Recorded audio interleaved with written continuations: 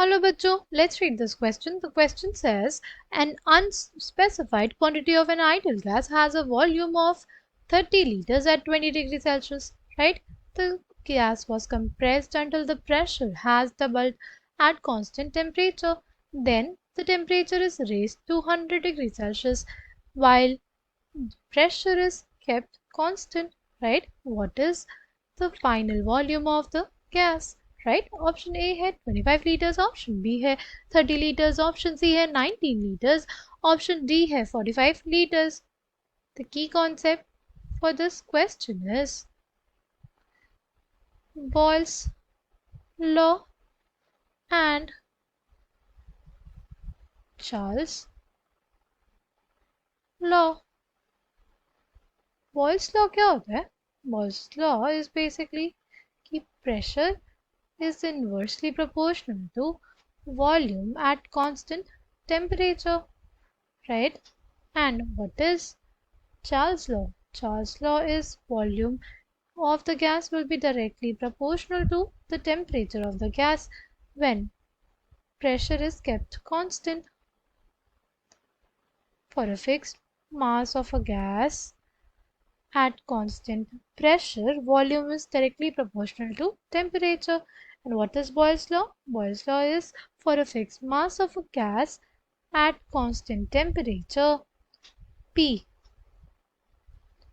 यानी pressure is inversely proportional to volume. Okay पहले condition में क्या बोला है हमसे?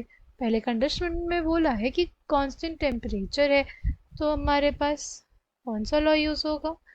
बॉयल्स लॉ यूज होगा. ठीक हो जाएगा हमारे पास क्या? हमारे पास हो जाएगा P1 V1 is equals to P2 V2, right. ऐसा है, मैंने कैसे लिख लिया? देखो P is equals to K by V. Proportionality का साइन हटाया हमने, तो हमने क्या लिख लिया? एक प्रोपोर्शनलिटी कांस्टेंट जिसको हमने K बोला, और फिर क्रॉस मल्टीप्लाई किया तो क्या आ जाएगा? PV is equals to constant, यानी P1 V1 is equals to P2 V2 हो गया. ठीक, प्रेशर P1 रहने देते हैं. V1 हमें कितना दिया हुआ है? V1 हमें दिया हुआ है 30 लीटर्स. V1 कितना दिया हुआ है? 30 litres is equals to P2 क्या हो जाएगा? Twice the pressure, twice the initial pressure, क्योंकि हमसे बोला है ना कि जो प्रेशर है वो क्या हो जाना चाहिए? Doubled.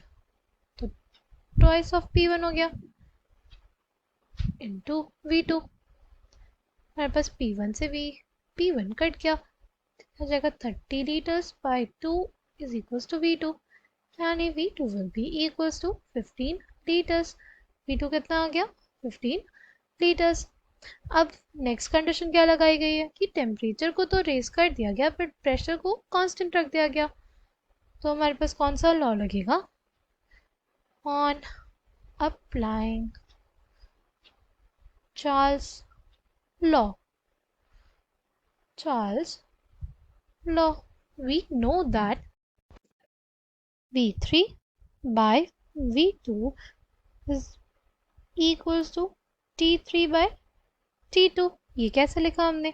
See, V is directly proportional to T, Charles' law के according, right? At constant pressure and for a fixed mass of gas, V is equals to KT लिख सकते हैं.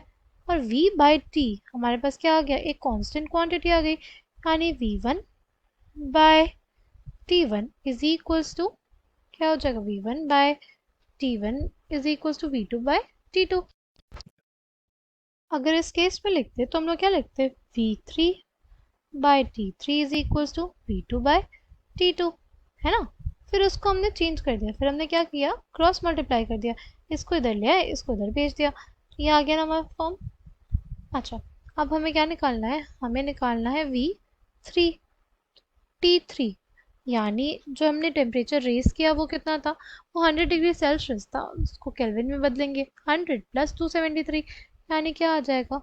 373 केल्विन. ओके, V2 V2 क्या हो जाएगा? V2 हमारे पास है 15 litres bye T2, T2 क्या आ जाएगा? T2 हमारे पास था, देखो यहाँ पे मेंशन है कितना, 20 डिग्री सेल्सियस है ना। उस समय तो हमने टेम्परेचर कांस्टेंट रखा था, इसलिए एंड ऑफ द रिएक्शन पे भी यानी हमारे पास T2 ही टेम्परेचर रहता। 20 + 273, this will basically come out to be 293 kelvin, right. Kelvin से हमारे पास केल्विन कट गया और V3 कितना आ जाएगा? This will basically come out to be 19.09 liters. Coming back to the question, correct answer for this question will be option C. I hope you understood it well. Thank you and all the best.